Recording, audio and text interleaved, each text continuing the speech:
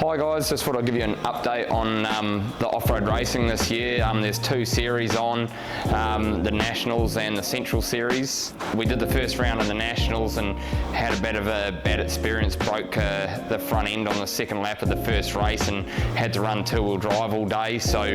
In the last race we snapped a bolt in the rear end. So we've since upgraded them to 5/8, which is around 16 mil in the rear upper arms. They're about ½ inch, so significantly stronger.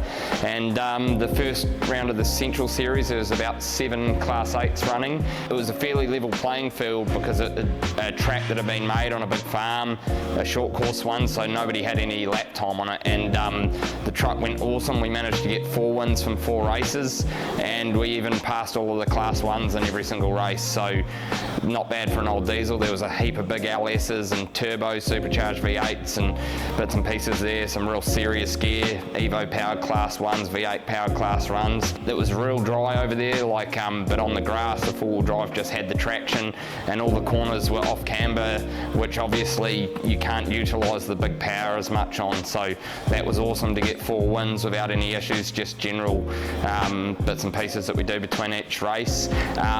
This weekend we had it at our home track, the Taranaki Off-Road Racing Club. There was a heap of Class 3s, which is the smaller rear engine class. I think there was about 15 in that class that Jared races in. Everyone had their fair share of issues. We had an awesome first race with NZ1 Nick in the Pro Light, and he had the pressure on me the whole race, man. So luckily we got the win.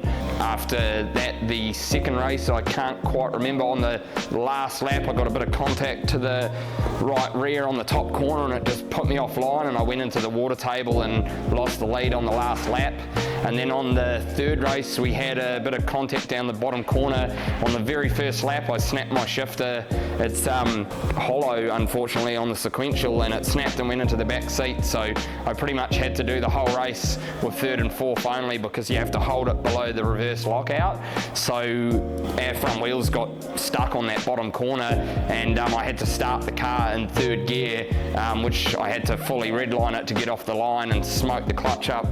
And so on the last race I had a slipping clutch in every gear bar first because it got a real good steam up, and we managed to get the lead in that. The same kind of thing happened for him in the bottom corner, a Class 1, got a little bit tangled up, and we managed to just take it easy and finish the race kind of thing. So I think everyone had some pretty big challenges. Jared is normally quite a front runner in Class 3. He actually fractured a section of his chassis off, so he had a big strut flapping around. Wilson's Pro Light, he broke a sway bar arm, just an American aluminium one, and they rushed and fixed that, but unfortunately he overcooked it a bit on a corner and had a big roll and snapped both the front wheels off and that, so a lot of work for him to fix that. Obviously we've got a bit of work ahead of us to repair all of this. We managed to kind of hammer the top of the shifter on and put a little bolt through it to hold it all together for that last race. So I think we've stretched the knuckleballs again. There was no kingpin preload left by the end of the first race. Like, the steering was just loose as hell, and we're hitting that jump in top gear, so it was pretty hard on the wrists. I thought I'd broken one of my old injuries again doing that race, but yeah, we ended up with first equal anyway, and yeah, that leaves us in a pretty good position. The last round of the Central Series is at Tech Park. I've never raced there. I hadn't raced at that Auckland track either, and it is a big disadvantage when you go to a track that you haven't raced at, because you've got to figure out the lines and all of that kind of stuff, and then along with obviously any challenges the vehicle or the track throws at you during the day. So I guess we'll hope for some rain so it's greasy, but other than that, Brendan Old had 3 seconds in a first. He's one of our club guys. He just made the wrong tyre choice, but on the last race he was almost half a lap ahead of the other 13, 14 cars, and yeah, there was a heap of real exciting battles to watch. Him and Carl Ruderman, watching him pull like 4 lengths a lap on guys under brakes that are running the same tyres is just mind-blowing. And there was an epic battle that I watched the video of between Danum Templeman's Class 1 and Nick Leahy's Class 8. That I don't know how he's getting that Class 1 V8. That's a huge desert kind of enduro truck, and he's getting it around that track in just about 50 seconds flat, and they're quite a loamy vehicle, man, and like obviously his drifting background and massive off-road racing experience obviously comes to play with that. So yeah, I look forward to coming over and seeing what Tech Park's like. If you guys are there, get down and have a look. We'll put the date on our news feed in the future.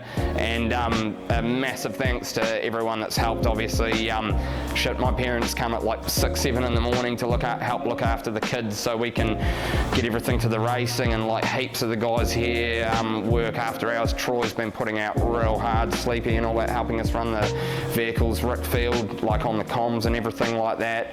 Obviously all of our sponsors, Regal Automotive, he's probably sick of rebalancing things for me at the moment. MPC Clutches, Gulf Western Oils, Dobinson's Springs and Suspension, Kenda Tyres, and obviously Trundles for all their help. It's a massive amount of effort and financial outlay to do racing. The amount of work that goes in between rounds, especially with a lot of these bigger trucks and that, you can easily spend 100 hours in between rounds. So it's a huge amount of work to get the vehicles there and prepped and to try and be competitive kind of thing on the day. All the guys that run those meets, they're pretty much entirely volunteers. So there's a lot of guys in our club volunteering their time, and they're spending countless hours and travel time, and our track's actually owned by a farmer, so he's there with his tractors day and night. He doesn't even race, and heaps of women in the club that are involved with like the admin aspect. All races are useless with paperwork. They're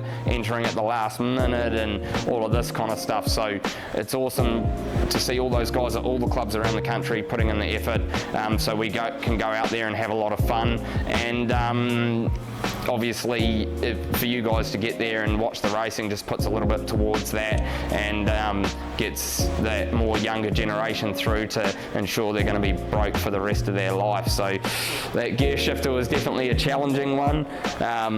We'll get an upgrade sorted for that, and try and pull a bit more weight out of the truck. It's still 8 kilos per horsepower, so it's only 270 odd, 277 horse, and 2,050 kilos without me in it. So most of the guys in our class are running 580 horsepower and about 12 to 1,500 kilos. So we have to, although we've got the four-wheel drive, it's triple the maintenance, I assure you. And the suspension, obviously being solid front axle, and the steering, it's pretty well rubbish compared to IFS. So we've all got our challenges in running the vehicles, especially being the fact that this truck was 46 horsepower factory. So trying to hold a pushrod diesel that weighs 350 kilos together for racing when you're revving it twice as hard as it should be, and that it's a significant amount of work, and it's taken us a very long time to be able to keep everything under control from a reliability perspective. So yeah, thanks to everyone involved, and keep an eye out for the socials on some more updates if you're into the racing and the big spicy kettles.